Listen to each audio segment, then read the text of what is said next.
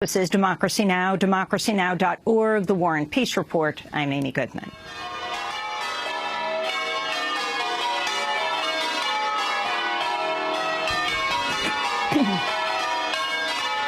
Church bells tolled throughout Charleston, South Carolina on Sunday for the 9 victims of last week's massacre by Dylann Roof at the historic Emmanuel AME Church. Meanwhile, hundreds filled the church's pews for the first service since the attack on a Bible session in its basement. On the altar, a black cloth covered the chair of Reverend Clemente Pinckney, one of Roof's victims. Later Sunday evening in Charleston, an estimated 20,000 people formed a Bridge to Peace unity chain on the Ravenel Bridge to show solidarity with victims of the shooting. The church's historian, Liz Alston, said the outpouring of support since the massacre is helping the congregation to heal. I'm just so grateful that the community has poured out. I look at the flowers behind us and all of the love and pouring out from the governor and the mayor on down just kind of placated the congregation and gave us the faith, the fortitude, the knowledge, and the spirit to go on. That's about all I can say. On Friday, Dylann Roof appeared for his bond hearing before Charleston County Magistrate James Gosnell, who noted Roof's family members were also victims in the attack and said, quote, "We must find it in our heart to help his family as well." It later emerged Judge Gosnell had been reprimanded by the state Supreme Court in 2005 for using a racial slur while on the bench. In 2003, he told a black defendant, quote, "There are 4 kinds of people in this world: black people, white people, rednecks, and the N-word." He actually used the word. A different judge will preside over Roof's criminal charges. At Friday's hearing, relatives of Roof's victims addressed him through a video monitor. He was in jail. This is Felicia Sanders, the mother of Tywanza Sanders. But first, Nadine Collier, the daughter of 70-year-old Ethel Lance. You took something very precious away from me. I would never talk to her ever again. I would never be able to hold her again. But I forgive you. And have mercy on your soul. You hurt me. You hurt a lot of people. You have killed some of the most beautifulest people that I know. Every fiber in my body hurts. And I'll never be the same. Tywanza Sanders is my son, but Tywanza was my hero. Tywanza was my hero. But as we say in Bible study, we enjoyed you, but may God have mercy on you. A website discovered Saturday called The Last Rhodesian shows about 60 photographs of Dylann Roof at Confederate heritage sites and slavery museums, and also hosts a 2,500-word manifesto he's believed to have written that explains why he chose to carry out his mass murder spree at the historic Emmanuel AME Church in Charleston. Roof wrote, quote, "I have no choice. I am not in the position to alone go into the ghetto and fight. I chose Charleston because it's most historic city in my state and at one time had the highest ratio of blacks to whites in the country. We have no skinheads, no real KKK, no one doing anything but talking on the internet. Well, someone has to have the bravery to take it to the real world, and I guess that has to be me," the manifesto said. For more, we go to Montgomery, Alabama, where we're joined by Richard Cohen, president of the Southern Poverty Law Center, co-author with Morris Dees of an editorial published today in the New York Times titled "White Supremacists Without Borders." Welcome to Democracy Now!, Richard Cohen. Talk about what we know at this point about Dylann Roof. You know, Roof might have been a high school dropout. He was an excellent student, it seems, of the white supremacist world. His entry point was the website of the... I'm sorry. Can you hear me now? I can hear you fine. Okay, someone was in my ear. I was saying that he may have been a high school dropout, but he was a good student, it seems, of the white supremacist world. His entry point was the Council of Conservative Citizens website. That's a site that, rails again and again about black on white crime, it talks about white genocide, and, Ruth had adopted all of the symbols of the white supremacist world and was able to articulate them. So, to me, he seems like a classic example of someone who's been radicalized, not by going to hate group meetings, but, by trolling the net and being involved in that echo chamber that is really quite so disturbing. The manifesto believed to belong to Dylann Roof, and I'd like you to explain how it was registered and what it means. In it, he writes, quote, "Anyone who thinks that white and black people look as different as we do on the outside, but are somehow magically the same on the inside is delusional. How could our faces, skin, hair, and body structure all be different, but our brains be exactly the same? This is the nonsense we're led to believe. Negroes have lower IQs, lower impulse control, and higher testosterone levels in general.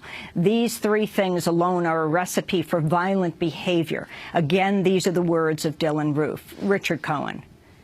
Yeah. Well, again, this is classic white supremacist garbage. The world knows that race is only skin deep. But for the white supremacist world, particularly something like the Council of Conservative Citizens, race is destiny. And, that's a theme that one hears not just in this country, but in Europe, in South Africa. Right now, Amy, some of my colleagues are in an international conference in Budapest, really to talk about the international character of white ethnic nationalism. So, what Dylann said, what Roof said, is really quite par from the course. I want to turn to an excerpt from the short documentary White Power USA. It was made by independent filmmakers Rick Rowley and Jackie Sewin in 2010 and aired in full on Al Jazeera English. This clip begins with Rowley, and then we hear from the Council of Conservative Citizens co-founder and CEO Gordon Baum. The Council of Conservative Citizens is perhaps the largest and most influential white nationalist group pushing the envelope. The council keeps its membership secret, but counts elected officials among its ranks. It has dozens of chapters across the United States, many of which have organized Tea Parties. The organization is the descendant of the white citizens' councils, formed to combat the civil rights movement and preserve segregation. Today, its website identifies the United States as a Christian and European nation and opposes integration and race mixing. What's a racist? And I'm not sure what the term means even. That you're proud of what you are? Well, everybody, I guess, is a racist of some sort. Gordon Baum was part of the White Citizens Councils in the 60s. Today, he is the Council of Conservative Citizens Director. Our nose is being rubbed into the fact that Obama's black, and we better all recognize the fact that he's a black man and he's our president. And Mr. White American, you're going to have your nose rubbed in it, and we can do what we want, and we're going to give ourselves all kind of goodies. The last year has been probably our most dramatic in growth, because people are really upset with the direction this country is taking, and then we're getting lots of young people, a lot of veterans coming back from Iraq and Afghanistan that want something done before it's too late. Now that, again, Gordon Baum, who is the head of the Council of Conservative Citizens, he died this past year. Richard Cohen, talk about how this group fits into the white supremacist story. Well, as the little intro said, the Council of Conservative Citizens was built on the mailing list of the White Citizens Council, the notorious groups that tried to oppose integration. You mentioned earlier, Amy, in your headline roundup, that Earl Holt, the head of the White Citizens the head of the Council of Conservative Citizens, had donated money to political candidates. What's much worse, in my view, has been the fact that the political figures, people in public office, have lent support to the Council of Conservative Citizens. Trent Lott, Bob Barr, Haley Barbour, the treasurer of the former treasurer in South Carolina, Mr. Patterson. They've all appeared at Council of Conservative Citizens events in the late 90s and early 2000s. So, we like to think of something like the Council of Conservative Citizens existing only on the margins of society. Unfortunately, a group like that, particularly in the South, particularly among Republican candidates or office holders, it also has a foothold in mainstream society. What were you most struck by in this manifesto? This website apparently registered in February, and it went right to a few hours before the massacre on Wednesday, where he said he had to leave. He was in a hurry. But this 2,500-word manifesto, a lot has been made of this as a high school dropout who repeated ninth grade. What did you make of this manifesto? A few points. First, this young man was not stupid. He may have been, a high school dropout, but, it's a fairly well put together, diatribe. He is a lunatic, a psychopath, but he's not an idiot. Secondly, kind of at the end, he talks about, my life might not be worth more than a speck of dust, but I'm going to do something for the good of society. I'm the brave one. And so what you see is someone who's existing on the margins of life, not successful in the real world. So he, retreats to the world of the web and decides, instead of being a down and out kid with no future, he's going to do something heroic for the white race. I mean, I think that's the main takeaway.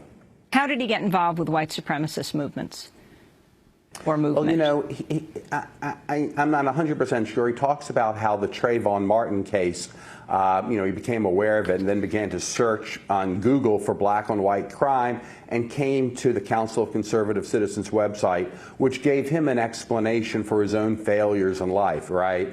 It's black people are trying to take over the world. Black on white crime is, the real problem. Look at South Africa, there's the white genocide going on there. And that fit into, Roof adopted, those views, became more and more radical, and eventually decided to strike out. We've seen this kind of pattern before of people going to the echo chamber of the web, getting angrier and angrier and angrier, and eventually, striking out. Earlier this year, we put out a report about lone wolves, and it's a very familiar pattern that we've seen many times. Roof allegedly justified the massacre by saying you're raping our women. How does this fit into the larger ideology of white supremacy? Well, I mean, first you go back to The Birth of a Nation, right? The film in the early part of last century, where that bugaboo was, one of the animating features of the film. Hundreds, if not thousands, of black men historically have been, lynched on allegations such as that. And of course, if you go to the Council of Conservative Citizens website, again and again, it's this, black men are raping white women, black men are committing crimes against white people. So it's a trope that has been a constant for more than a century in the white supremacist world.